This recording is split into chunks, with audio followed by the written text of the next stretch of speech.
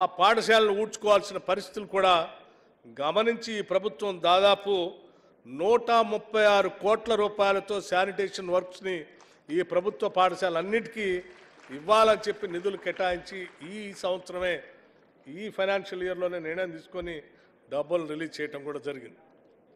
అంటే విద్యా వ్యాప్తి పైన అట్లాగే గురువుల బాధ్యత పైన కూడా ఈ ప్రభుత్వం ప్రత్యేక దృష్టి పెట్టి ముందుకు పోతా ఉంది. స్నేహితులందరికీ నేను ఒకటే విజ్ఞప్తి చేస్తూ ఉన్నాను. ఈ రాష్ట్రం, ఈ సమాజం మనది. ఈ సమాజ మనుగడకు కానీ పునాదులు వేయాల్సింది కానీ కేవలం గురువులు మాత్రమే. అది కేవలం విద్యతో ఒక్కటే కాదు, విద్యతో పాటు ఈ సమాజంలో ఉండాల్సినటువంటి ఒక విధానపరమైన నిర్ణయాలు, మంచి అలవాట్లని, సంస్కారాన్ని, విద్యాబుద్ధులతో పాటు వీటన్నిటిని నేర్పి మనం సమాజంలోకి పంపించగలిగితే ఈ సమాజంలో ఉన్నటువంటి అనేక రుగ్మతల్ని, అడ్డంకులను కూడా ఎదుర్కొని మనం నేర్పి పంపించినటువంటి మానవ వనరులు ఈ సమాజానికి పెద్ద ఎత్తున తోడ్పడతాయి. కాబట్టి ఈ గురువులందరికీ కూడా నేను విజ్ఞప్తి చేస్తూ ఉన్నాను. ఇంతకాలం మీరు ఎలా చేసుకుంటూ వచ్చారో భవిష్యత్తులో కూడా అదే స్థాయిలో అదే రీతిలో చేయాలని చెప్పి మీరు చేస్తారని, ఆ చేయడం కోసం ఈ రాష్ట్ర ప్రభుత్వం కట్టుబడి ఉందని ప్రత్యేకంగా ఈ రాష్ట్ర ముఖ్యమంత్రి రేవంత్ రెడ్డి గారు వారు అనివార్య కారణాల వల్ల ఈ రాష్ట్రంలో వరదలు, రకరకాల ఇబ్బందులు ఏర్పడటం వల్ల వాటికి సంబంధించినటువంటి పర్యవేక్షణ కార్యక్రమంలో ఉండటం వల్ల నాకు ప్రత్యేకంగా చెప్పి మరి, నాకు పొన్నం ప్రభాకర్ గారికి చెప్పి మరి పంపించారు మీ అందరికీ విజ్ఞప్తి చేయమని. నేను మీ అందరికీ ఒక మాట ఇస్తా ఉన్నాను. ఈ రాష్ట్ర ప్రభుత్వం నుంచి ఎప్పుడు ఏ సమస్య వచ్చినా గురువులు సంబంధించి ఆ సమస్యలు పరిష్కరించడానికి, చర్చించడానికి ఈ రాష్ట్ర ప్రభుత్వం సిద్ధంగా ఉంది.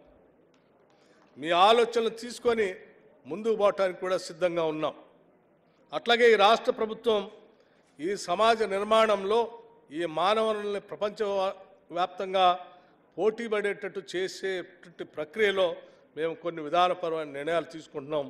వాటికి కూడా మీ అందరూ సహకరించవలసిందిగా కూడా విజ్ఞప్తి చేస్తూ ఉన్నాం.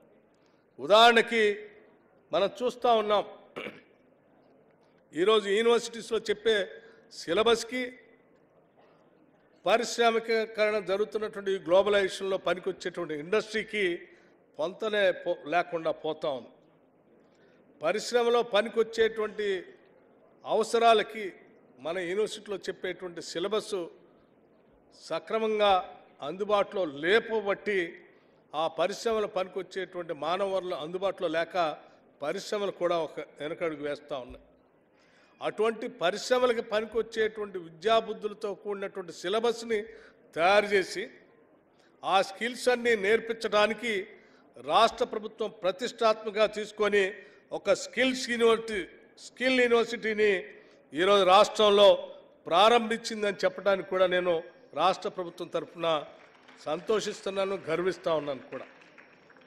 దీంట్లో సర్టిఫికేట్ కోర్సుతో పాటు, డిగ్రీ కోర్సుతో పాటు ఆయా సిలబస్ని నిర్ణయించేటువంటి కార్యక్రమాన్ని కూడా ఇటు రాష్ట్ర ప్రభుత్వంతో పాటు పారిశ్రామికవేత్తలతో కూడినటువంటి ఒక సమన్వయ సంఘాన్ని, బాధ్యతను కూడా వాళ్ళకి అందులో ఒప్పజెప్పి ఆ సిలబస్ని అక్కడ ఇంక్లూడ్ చేసి ఆ సిలబస్ ద్వారా పాఠాలు నేర్పించిన తర్వాత నేరుగా వాళ్ళందరినీ రిక్రూట్మెంట్ చేసుకునే విధంగా ఈ స్కిల్ యూనివర్సిటీని తయారు చేస్తూ ఉన్నాం. అట్లాగే రాష్ట్ర వ్యాప్తంగా ఇప్పటికి ఉన్నటువంటి 63 ఐటీఐ సెంటర్స్ని పాత రోజుల్లో అప్పుడు పనికొచ్చేటువంటి విధంగా ఉన్నటువంటి మిషనరీతో కూడుకున్నటువంటి ఆ ఐటీఐ సెంటర్లు ప్రస్తుత ఇండస్ట్రీకి పనికి రాపోవటం వల్ల మూలబడినటువంటి ఐటీఐలన్నింటినీ కూడా తిరిగి అడ్వాన్స్డ్ టెక్నాలజీ సెంటర్స్గా ఈరోజు పరిశ్రమలో పనికొచ్చేటువంటి మిషనరీస్ మొత్తాన్ని అక్కడ పెట్టి ఆ మిషనరీ ద్వారా ట్రైనింగ్ ఇచ్చి వాళ్ళందరినీ కూడా మళ్ళీ ఇండస్ట్రీకి ఉద్యోగ అవకాశాలు కల్పించేటట్టుగా 63 ఐటీఐ సెంటర్స్ని అడ్వాన్స్డ్ టెక్నాలజీ సెంటర్స్గా ఈ రాష్ట్ర ప్రభుత్వం నిర్ణయం చేసి ముందుకు పోతా ఉంది. అట్లాగే 10 సంవత్సరాలు నాకు తెలిసి ఈ తెలంగాణ రాష్ట్ర ఉద్యమానికి ఊపిరి పోసినటువంటి ఉస్మానియా యూనివర్సిటీ లాంటి యూనివర్సిటీస్ కానీ, మిగతా యూనివర్సిటీస్ కానీ అక్కడ ఉన్నటువంటి గురువుల్ని, లేకపోతే వైస్ ఛాన్సలర్స్ని, లేకపోతే అక్కడ చదువుకున్నటువంటి విద్యార్థులకు ఎప్పుడు కూడా జీతాలు తప్ప ఆ వ్యవస్థలు బాగుపడటానికి రూపాయి కూడా ఇవ్వకుండా 10 సంవత్సరాలు వదిలేసినటువంటి పరిస్థితి కూడా మీరు చూశారు. ఈ సంవత్సరం కేవలం అంటే ఎస్టాబ్లిష్మెంట్ కాకుండా కేవలం క్యాపిటల్ ఎక్స్పెండిచర్ కోసం అంటే ఇన్ఫ్రాస్ట్రక్చర్ కట్టడం కోసం యూనివర్సిటీకి ప్రత్యేకంగా 300 కోట్ల రూపాయలు ఈ సంవత్సరం బడ్జెట్లో కేటాయించి అందులో ఉస్మానియా యూనివర్సిటీస్కి 100 కోట్లు కూడా కేటాయించాం. అట్లాగే మిత్రులారా, మీ అందరికి కూడా నేను ఇక్కడ ఉన్నటువంటి బుర్రా వెంకటేశం గారు ఎడ్యుకేషన్ ప్రిన్సిపల్ సెక్రటరీగా అనేక సందర్భాల్లో మేము రివ్యూ చేసినప్పుడు నేను పొన్నం ప్రభాకర్ గారు లేకపోతే ముఖ్యమంత్రి గారు లేకపోతే ఇతర మంత్రిమండళ్ళు రివ్యూ చేసినప్పుడల్లా ఎడ్యుకేషన్ సంబంధించినటువంటి విద్యా వ్యవస్థలో విద్యుత్ శక్తి సంబంధించినటువంటి సమస్య అత్యంత ఇబ్బంది పడతా ఉంది.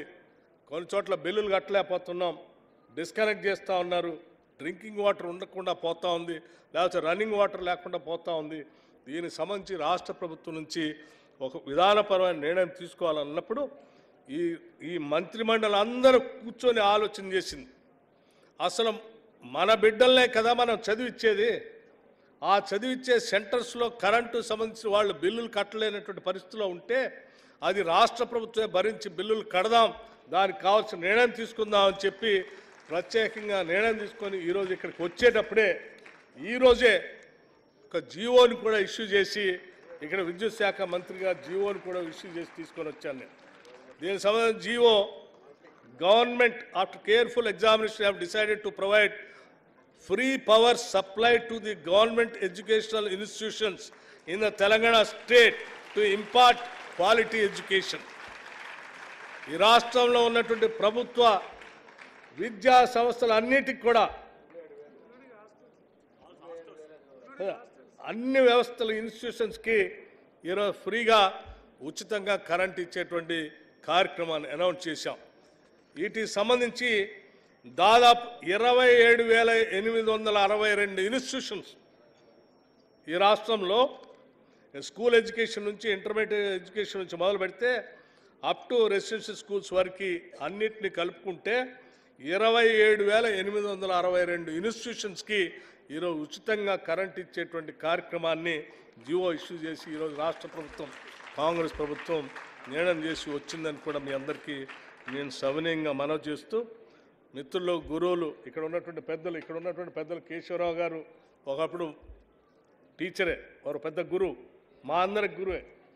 అట్లాగే ప్రొఫెసర్ కోదండరామ్ గారు, నేను స్టూడెంట్గా ఉన్నప్పుడు నిజాం కాలేజీలో వారు నాకు లెక్చరర్ కూడా. అట్లాగే చాలామంది గురువులు చాలామంది ఉన్నారు, శాసన మండలి సభ్యులు కూడా. వారికి మీకు మీ అందరికి కూడా రాష్ట్ర ప్రభుత్వం తరఫు నుంచి నా హృదయపూర్వకమైనటువంటి గురు పూజోత్సవ మీ అందరికీ అభినందనలు తెలియజేస్తూ, ధన్యవాదాలు కూడా తెలియజేస్తూ, భవిష్యత్తులో మీ పాత్ర ఈ రాష్ట్ర నిర్మాణానికి పెద్ద ఎత్తున, అది కూడా ప్రోగ్రెసివ్ స్టేట్గా ఈ రాష్ట్ర నిర్మాణానికి పెద్ద ఎత్తున ఉపయోగపడాలని చెప్పి నేను మనస్ఫూర్తిగా కోరుకుంటూ సెలవు తీసుకుంటున్నాను.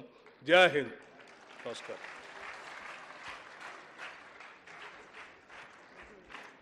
గౌరవ డిప్యూటీ సీఎం గారికి ధన్యవాదాలు తెలియజేస్తూ, ఈరోజు ఆచార్య కోదండరామ్ గారి పుట్టినరోజు.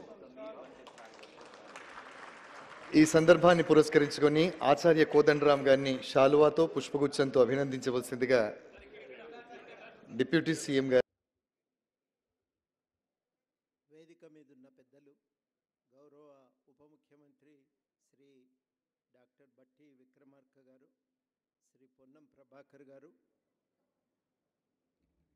వేదిక మీద ఉన్న ఎమ్మెల్సీలు ఏవిఎన్ రెడ్డి గారు, నర్సిరెడ్డి గారు, రఘుపతి రెడ్డి గారు, అదేవిధంగా పెద్దలు కేశవరావు గారు, వేదిక మీద ఉన్న పెద్దలకు బుర్రా వెంకటేష్ గారికి, నరసింహారెడ్డి గారికి, మీ అందరికీ కూడా పేరు పేరున వందనం. ముందుగా అందరికీ గురు పూజోత్సవ శుభాకాంక్షలు. చాలా స్కూళ్ళల్లో, కాలేజీల్లో చాలా కోలాహలంగా పండుగ జరుపుకొని మీరందరూ కూడా ఇక్కడికి వచ్చిండ్రు. ఇక్కడ కూడా ఇవాళ చాలా అద్భుతంగా ఈ వేడుక జరగటం చాలా ఆనందంగా ఉంది. టీచరు వృత్తి గురించి వస్తూ ఉంటే బయట జర్నలిస్టులు అడిగినారు, మీరు అటు ఇటు రెండు వైపులా చూస్తున్నారు కదా, మీకేమనిపిస్తుంది అని. టీచరు వృత్తి అంటే క్లాసు జీవితం చాలా గొప్ప జీవితం. అది వేరే ఏ వృత్తిలో కూడా దొరకనటువంటి అనిర్వచనీయమైన ఆనందం ఒకటి మనందరం కూడా పొందుతూ ఉంటాం. హరగోపాల్ సార్ అప్పుడప్పుడు చెప్తుంటారు, పూర్తిగా జ్వరం వస్తే ఓ క్లాస్ తీసుకుంటే తగ్గిపోతుందా నాకైతే అని. చాలామంది ఆలోచన కూడా అంతే ఉంటుంది. నిజంగా ఆ పిల్లలతో గడుపుతుంటే అదొక ఛాలెంజే. మనకంటే చిన్న పిల్లలు మనతో క్లాసులో కూర్చొని చాలా ప్రపంచం గురించి వాళ్ళకున్న కొత్త ఆలోచనలను మన ముందు పెడుతుంటే మళ్ళీ మనకే అది ఒక సవాల్. జీవితాన్ని నిరంతరం సవరించుకోవలసిన అవసరం, అది ఎవరికి కూడా అవకాశం రాదు. మేము బీఏలో చూస్తుంటాం, ఫస్ట్ ఇయర్ వచ్చినప్పుడు హాయ్ సార్ అంటాడు, సెకండ్ ఇయర్కి వచ్చేసరికి ఇట్లా అనుకుంటూ పోతుంటాడు. కానీ చాలా విచిత్రం ఏంటంటే క్లాస్ రూమ్లో పాఠం చెప్తే మాత్రం సీరియస్గా కూర్చుంటారు. అప్పుడు వాళ్ళు అడిగే సవాళ్ళు వింటే మనకు జీవితంలో ఒక కొత్త ఉత్సాహం కలుగుతుంటాయి. ఆ పోరాటం నిరంతరం ఒక పోరాటం అనేది, మనతో మనం ఒక పోరాటం చేయటం, నిరంతరం మనల్ని మనం సవరించుకోవటం అనేది గొప్ప విషయం. అది ఒక విద్యార్థికి కొత్త విషయాలు చెప్పటం, నేర్పటం, వాళ్ళు ఎదుగుతుంటే మనం చూడటం, అది తల్లికి పిల్లలకు